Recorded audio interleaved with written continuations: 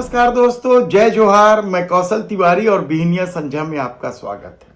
प्रदेश के उप मुख्यमंत्री जो गृह मंत्री भी हैं, विजय शर्मा के गृह क्षेत्र कवर्धा के रेंगा खार के लोहारी डी गांव का वह भयावह सच जो आपके रोंगटे खड़े कर देगा।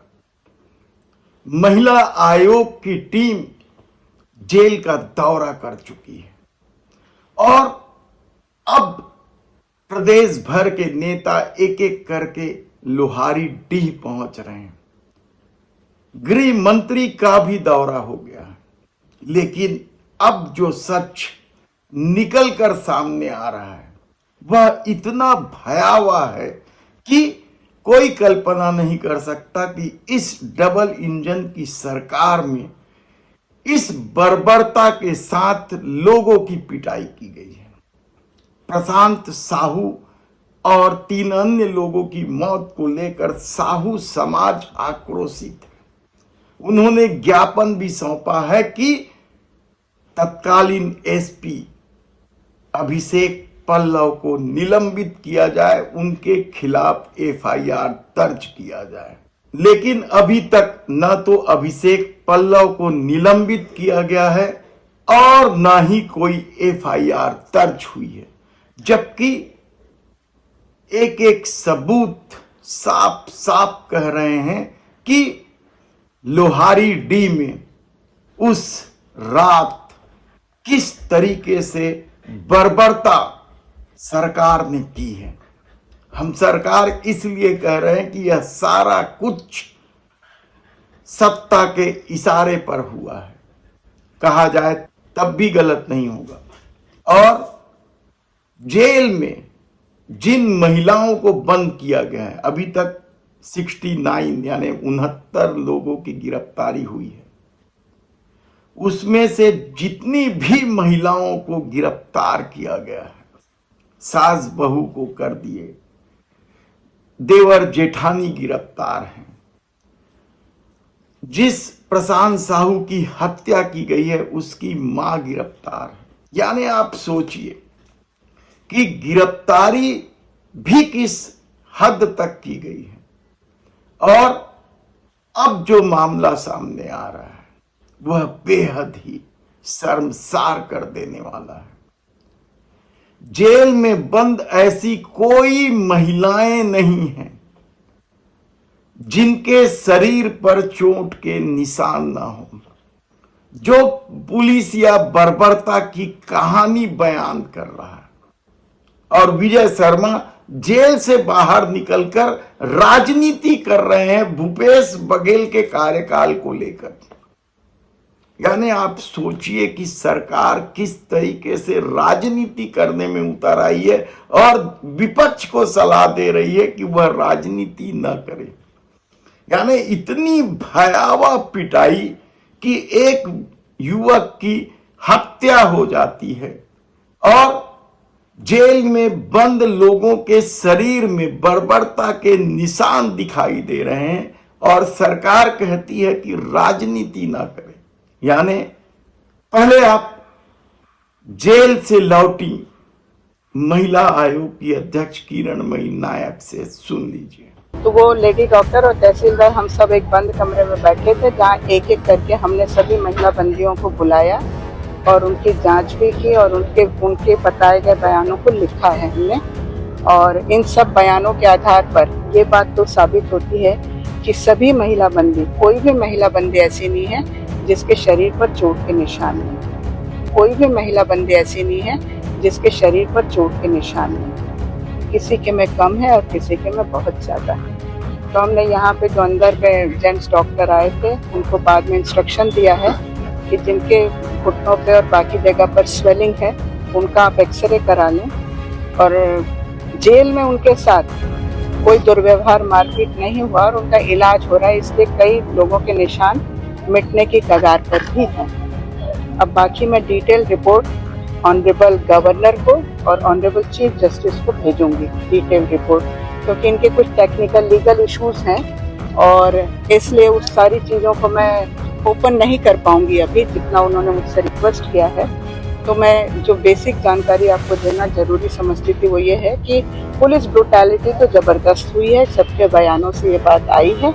और रात के 12 बजे के लगभग सबके घर का दरवाजा तोड़कर पुलिस घुसी है और खींच कर घसीट कर निकाला है और मारा है महिलाओं को।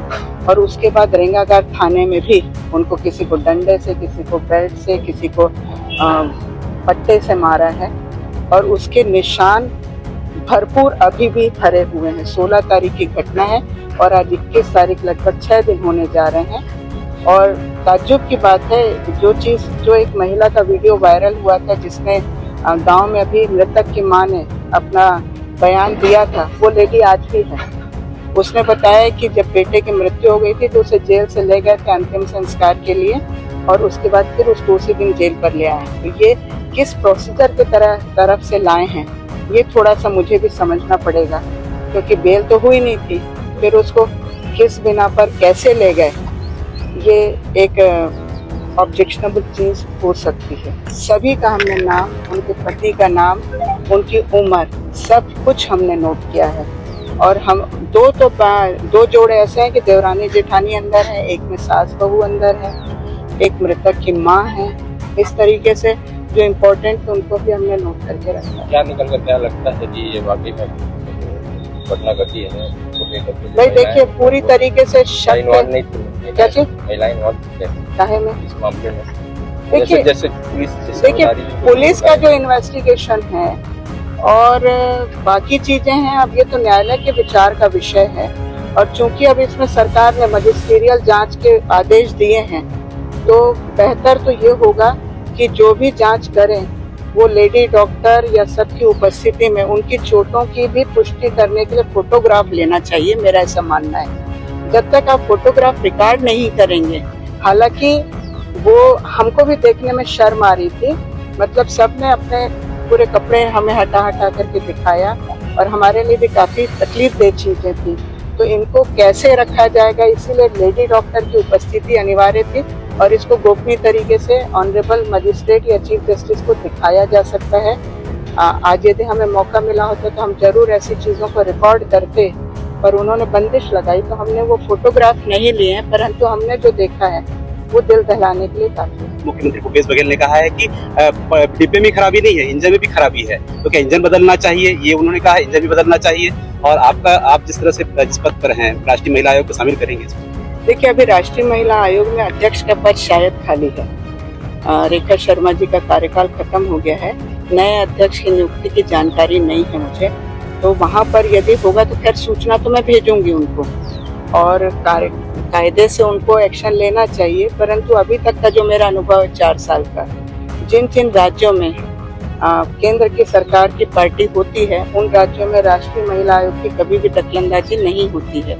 जब वहां पर विपक्ष की सरकार होती है तब वो राष्ट्रीय महिला आयोग सक्रिय रूप से आती जाती है और बाकी राज्यों में उनके कहीं पर भी धमक नहीं दिखाई देती। यानी आप कल्पना कीजिए किस तरीके से सरकार अब भी लीपापोती के खेल में व्यस्त है।